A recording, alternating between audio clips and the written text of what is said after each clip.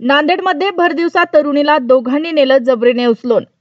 नांदेड शहरात एक धक्कादायक प्रकार काल भरदिवसा रेल्वे स्टेशन परिसरात घडला असून 2 युवकांनी एका मुलीला भरदिवसा जबरदस्तीने उचलून नेणारा व्हिडिओ सोशल मीडियामध्ये व्हायरल झाला आहे।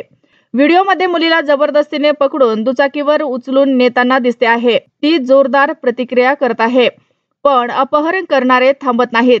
या घटनेच्या ठिकाणी अनेक जण होते, मात्र कोणीही यास विरोध केला नाही। परंतु एक व्यक्ती व्हिडिओ रेकॉर्ड करताना दिसत आहे। अन्य नागरिकांनी वेळीच हस्तक्षेप केला असता तर ही घटना टळली असती। ही घटना लक्षात येताच नांदेड पोलिसांनी ताबडतोब कारवाई सुरू केली। पोलीस अधिकाऱ्यांनी ताबडतोब आरोपीचा पाठलाग सुरू केला आणि किशोरवयीन मुलीला सुरक्षितरित्या वाचवले, अशी माहिती एसपी अविनाश कुमार यांनी दिली आहे। अपडेट जे हा रेल्वे स्टेशन जवळची जे व्हिडिओ होती ते व्हायरल झाली। लगेच आमची टीमने रिस्पॉन्ड केला। त्याचे पेट्रोलिंग मध्ये होती, त्यांनी फर्स्ट रिस्पॉन्ड केला आणि मुलगी सुखस्वरूप लगेच सापडली होती आणि आरोपी पण आयडेंटिफाय झाला। एक आरोपी आम्ही ताब्यात पण घेतलेला आहे।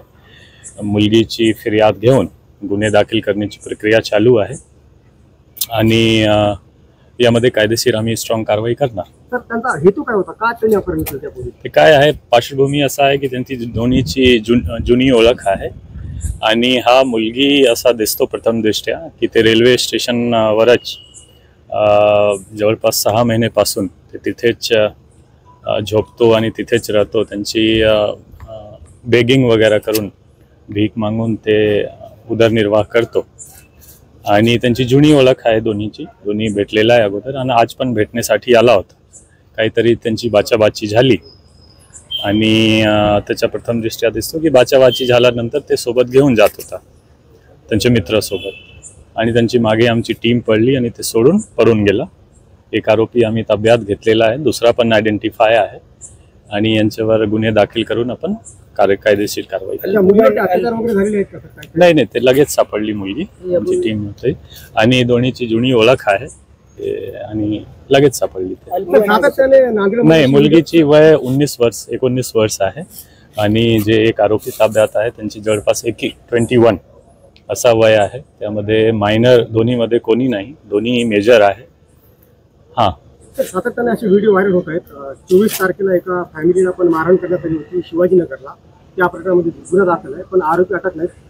काय सातत्याने नाही, असा तुम्ही किती सातत्याने बघितला ते इतके महिन्यानंतर असा एक इन्सिडेंट झालेला आहे। त्यांची दोन्हीची जुनी ओळख आहे आणि लगेच तुम्हाला हा पण एप्रिशिएट केला पाहिजे की लगेच टीमने अटक करून मुलगीला पण रेस्क्यू केलेला आहे, मुलगा पण ताब्यात घेतलेला आहे आणि आयडेंटिफाय करून दुसरा मुलगा सुद्धा ताब्यात आम्ही घेणार।